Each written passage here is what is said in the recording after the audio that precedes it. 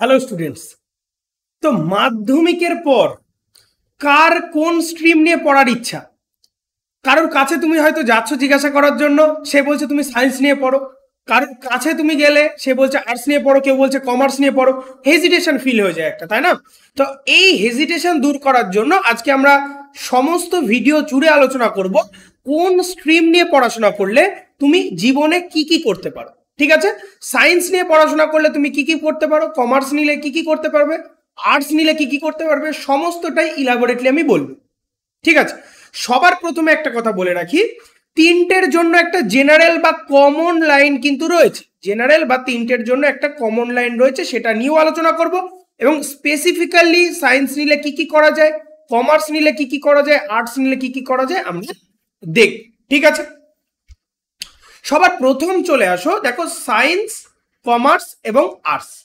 Science নিলে এই যে স্ট্রিমগুলোর নাম লিখে লিখে রাখা হয়েছে, অর্থাৎ ডক্টর, ইঞ্জিনিয়ার, সায়েন্টিস্ট, ফরেন্সিক তোমার এক্সপার্ট, ঠিক আছে, জিওলজিস্ট, কম্পিউটার ইঞ্জিনিয়ারিং, এগুলো তো করা যায়।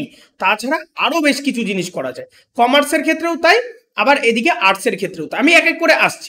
সবার আগে এই তিনটে জিনিস নিয়ে পড়াশোনা করলে কিভাবে পড়াশোনা করব, এবং জেনারেল বা যে কমন, ঠিক আছে, জেনারেল বা যে কমন লাইনটার কথা আমি বললাম সেটা কি ধরনের সেটা নিয়ে আগে বলি। ঠিক আছে, তো সায়েন্স, আর্টস বা কমার্স যা নিয়েই পড়াশোনা করো না কেন, তুমি মাধ্যমিক ধরো, মাধ্যমিক তুমি দিয়ে দিয়েছো, ঠিক আছে, মাধ্যমিক তুমি দিয়ে দিয়েছো। তো মাধ্যমিকের পর একটা রেজাল্ট আসলো, রেজাল্টটা খুব ভালো হতে পারে তোমার সাপেক্ষে, বা মিডিওকার হতে পারে, বা খুব কমা হতে পারে, যাই বলো না কেন সেটা নিয়ে আমি তর্কে যাচ্ছি না। মাধ্যমিকের পর তুমি হয়তো সায়েন্স নিয়ে ভর্তি হয়ে গেলে কোনো একটা স্কুলে, তুমি হয়তো আর্টস নিয়ে ভর্তি হয়ে গেলে, সায়েন্স নিয়ে ভর্তি হলে, আর্টস নিয়ে ভর্তি হলে, বা কমার্স নিয়ে ভর্তি হলে, যাই নিয়েই ভর্তি হও না, তুমি এই তিনটে সাবজেক্টের মধ্যে বা তিনটে স্ট্রিমের মধ্যে যে কোনো একটা বিষয় নিয়ে উচ্চ মাধ্যমিক পাশ করলে, বা এইচএস তুমি পাশ করে গেলে, ঠিক আছে, এইচএস পাশ করে যাওয়ার পরবর্তীতে তোমার এখানে জেনারেল, আমি প্রথমে জেনারেল লাইনটার কথা বলছি, ঠিক আছে, প্রথমে আমি জেনারেল বিষয়টার কথা বলি। তো জেনারেল বিষয়, এখান থেকে দুটো রাস্তা খুলে যায় সমস্ত স্ট্রিমের ক্ষেত্রে। কি কি রাস্তা? এক হচ্ছে গভর্নমেন্ট জব, গভর্নমেন্ট জব, ঠিক আছে।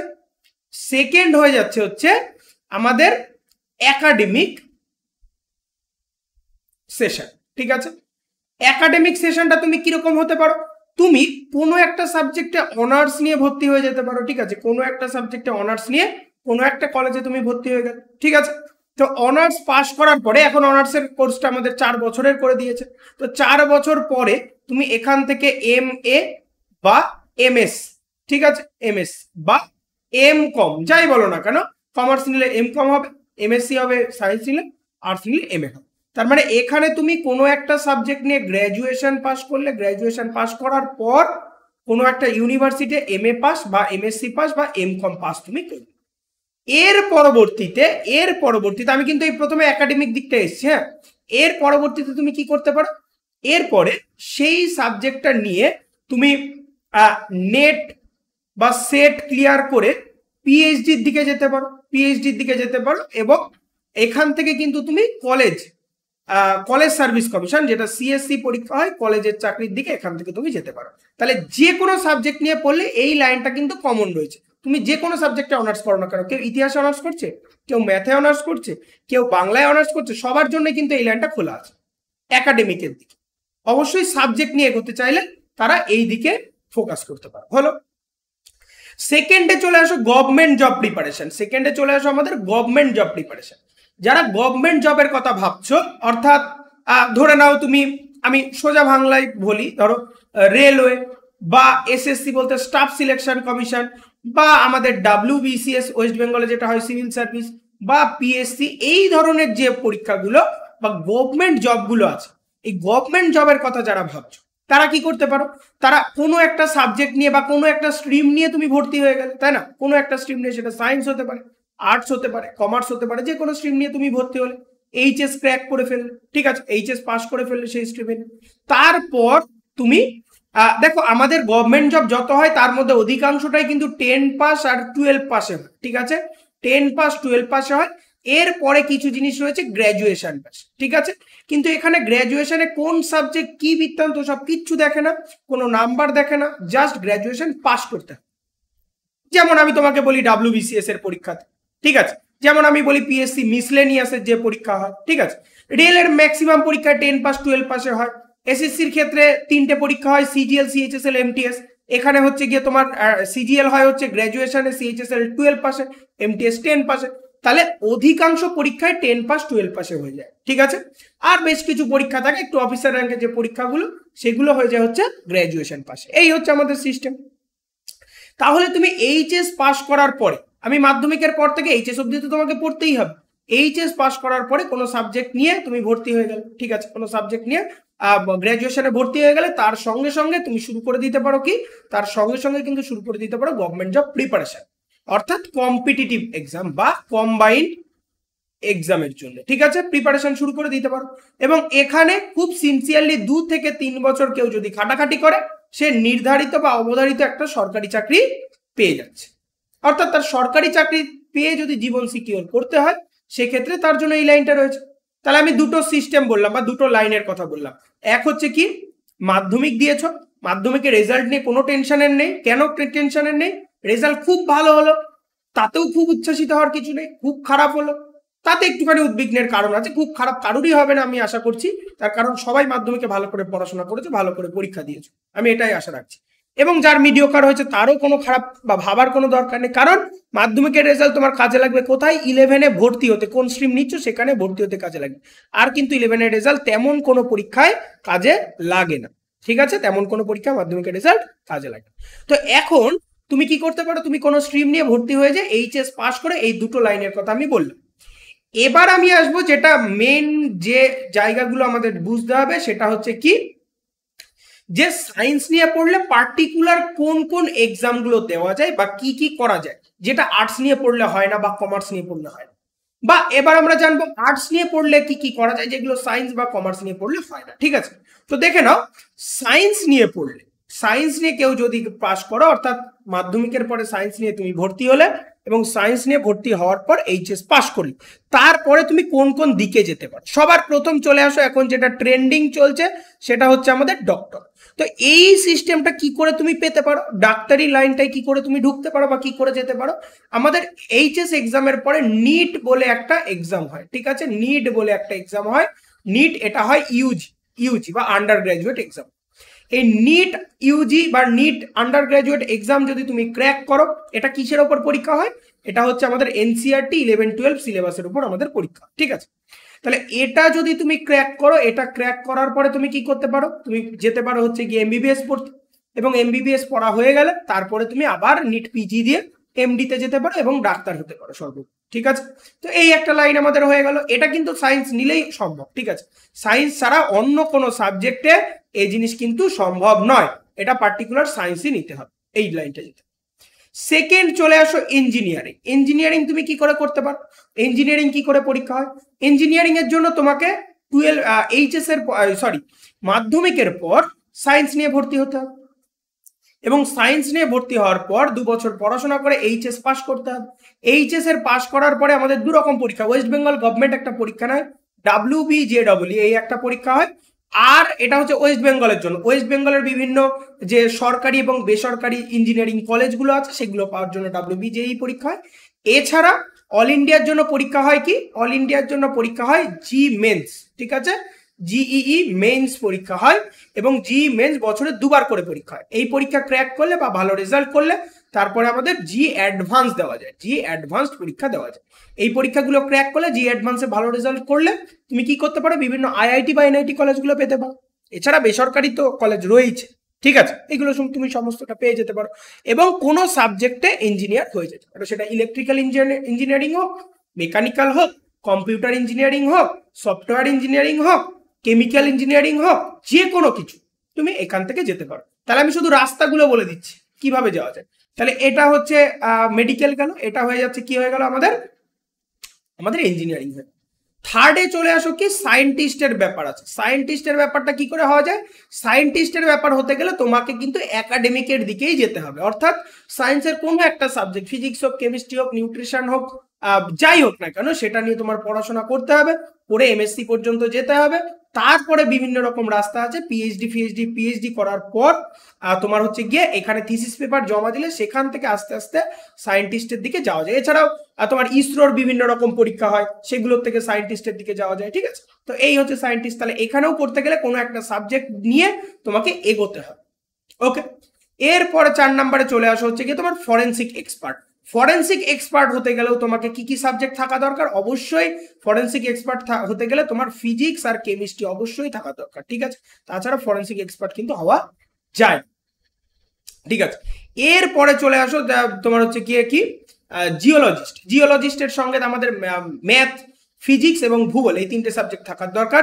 এছাড়া কম্পিউটার ইঞ্জিনিয়ারিং তো আমি বললামই ইঞ্জিনিয়ারিং এর মধ্যে। ঠিক আছে, তাহলে এই মোটামুটি বেসিক সায়েন্স নিলে যে পার্টিকুলার এই এক্সামগুলো করা যায় সেটা। লাস্টে আমি এই ভিডিওতে বলে দেবো কি করে সাবজেক্ট সিলেকশন করবো বা কোন কোন সাবজেক্ট সিলেকশন করবো, এটা তো আমি বলবো। ঠিক আছে, এরপর চলে আসো কমার্স। কমার্স নিলে কি হবে? পার্টিকুলারলি ব্যাংকিং এর কিছু কিছু পোস্ট আছে যেগুলো কমার্স ছাড়া অন্য সাবজেক্টে হয় না। অ্যাকাউন্টিং বা accounts manager, accounts officer commerce নিতে হয়। এছাড়া তোমার হচ্ছে ইন্স্যুরেন্স, ঠিক আছে, তোমার হচ্ছে স্ট্যাটিস্টিক্যাল অর্থাৎ স্ট্যাটিস্টিক্স নিয়ে পড়াশোনা যেগুলো, সেগুলোর ক্ষেত্রে কিছুটার ক্ষেত্রে কমার্স লাগে। এছাড়া ম্যানেজমেন্ট, অ্যাডমিনিস্ট্রেটিভ জবের ক্ষেত্রেও কিন্তু কমার্স লাগছে। ঠিক আছে, আর্টস নিয়ে যারা পড়াশোনা করছো তাদের কি কি করা যায়?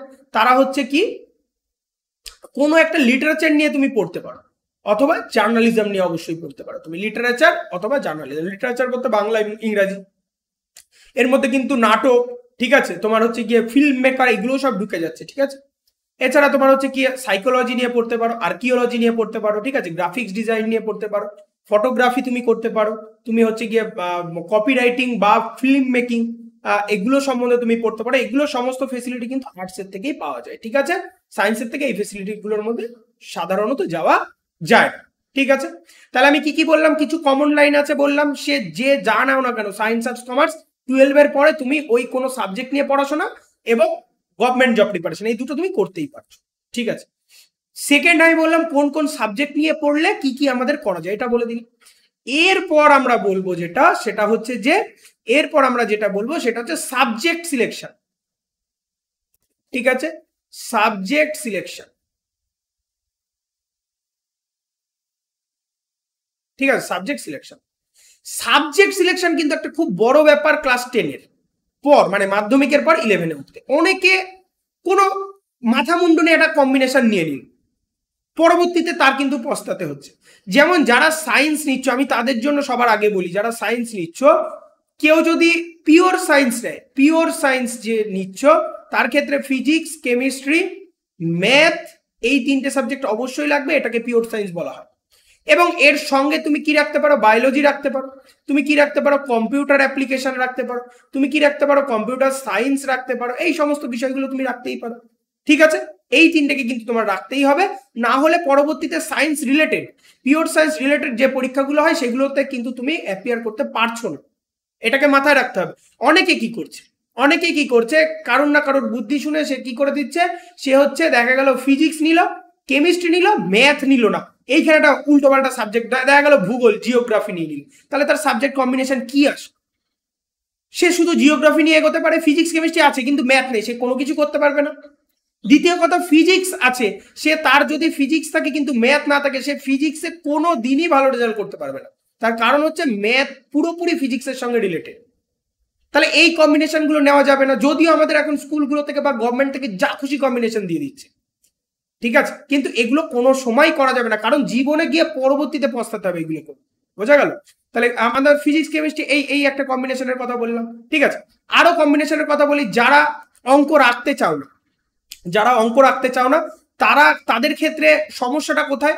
তারা ধরো কেউ ভাবছে আমি নিট দেবো, তো নিটে তো অঙ্ক লাগছে না, আর ফিজিক্স লাগবে, কেমিস্ট্রি লাগবে, বায়োলজি লাগবে বা বায়োলজিক্যাল সায়েন্স লাগবে, আমি এই 3টে সাবজেক্ট রেখে দিলাম, খুব রাজা হয়ে গেল। কিন্তু কি হবে? ফিজিক্স তুমি অঙ্ক ছাড়া খুব ভালো করে বুঝতে পারছো। এবার ফিজিক্স ছাড়া নিট অ্যাসপিরেন্টদের কাছে শুনে দেখো, যারা 2 বছর 3 বছরের ড্রপার, তাদের কাছে খুব ভালো করে শুনো, তাদের আটকাচ্ছে মেন কারণ হচ্ছে, মেন রিজন হচ্ছে এই ফিজিক্সটা। বায়োলজি কেমিস্ট্রি তার উঠে যাচ্ছে, ম্যাক্সিমাম ছেলেপেলের ক্ষেত্রে এই জিনিসটা হয়, ফিজিক্সটা এই সমস্যা হয়ে যায়। ঠিক আছে, তাহলে তোমার ক্ষেত্রে কি করতে হবে? ম্যাথটাকে রাখতেই হবে। ঠিক আছে, ফিজিক্স উন্নতি করতে গেলে ম্যাথ রাখতেই হবে। আর্টসের ক্ষেত্রে যারা জিওগ্রাফি, যারা ইকোনমিক্সের কথা ভাবছো তাদের ক্ষেত্রে আমি কি বলি, তাদের ক্ষেত্রে অবশ্যই জিওগ্রাফি ইকোনমিক্সের সঙ্গে ম্যাথটা তুমি রেখে দাও, কারণ ইকোনমিক্স নিয়ে এগোতে গেলে যদি তার ম্যাথের কম্বিনেশনটা না থাকে সে কিন্তু ইকোনমিক্স নিয়ে ভালো কিছু করতে পারবে না। ঠিক আছে, ইকোনমিক্স নিয়ে এগোতে গেলেও কিন্তু তার অবশ্যই ম্যাথ লাগবে, কারণ অনার্সে গিয়ে একটা পেপার ইকোনমিক্সের মধ্যে পুরোপুরি ম্যাথামেটিক্স থাকি। তাহলে ম্যাথামেটিক্সের গুরুত্বটা বুঝতে পারছো? ঠিক আছে, এছাড়াও আরো সাবজেক্ট কম্বিনেশন হয়। এবার যারা ফিল্ম মেকিং বা এই সমস্ত দিকে যাওয়ার চিন্তা ভাবনা করছো তাদের ক্ষেত্রে আর্টসের কম্বিনেশন এই জাতীয় রকম, মানে আমি বলতে চাইছি খুব ভালো করে বুঝে শুনে, হঠাৎ করে আমার বন্ধু ভর্তি হয়ে যাচ্ছে বলে আমি ভর্তি হয়ে গেলাম এই সাবজেক্ট নিয়ে, এমন নয়। ঠিক আছে, অনেকে আছে যারা গভর্নমেন্ট জব করবে, গভর্নমেন্ট জবের কথা ভাবছে, আবার এইচএস এর সে কম্বিনেশন কি রাখছে, সংস্কৃত রাখছে। ঠিক আছে, সংস্কৃত রেখে বসে আছে, সে ফিলোসফি রেখে বসে আছে বা দর্শন রেখে বসে আছে। জীবনে এই সাবজেক্টগুলো কোনোদিন তোমার গভর্নমেন্ট জব প্রিপারেশনে কাজে লাগে না। ঠিক আছে, কোনো গভর্নমেন্ট জব প্রিপারেশনে এইগুলো কোনোদিন কাজে লাগে না। বুঝতে পারলে আমার কথা? গভর্নমেন্ট জব প্রিপারেশন এগুলো কোনোদিন কাজে লাগে না। তাহলে আমি যদি গভর্নমেন্ট জবের কথাই ভাবি, তাহলে আমি এইচএস এই সাবজেক্টগুলো কেন রাখবো? আমার এখন থেকে ডিসাইড করে নিতে হবে যে এইচএস এর পর আমি কি করতে চাই। হ্যাঁ, আমি যদি এই সাবজেক্টগুলো নিয়ে এগোতে চাই তখন আমি এই সাবজেক্টগুলো রাখবো অবশ্যই, কিন্তু কোনো সময় এরকম না, ভবিষ্যতের কথা চিন্তা করে তুমি কি করতে চাইছো এখন থেকে ভেবে ফেলে সেখানে যেতে হবে।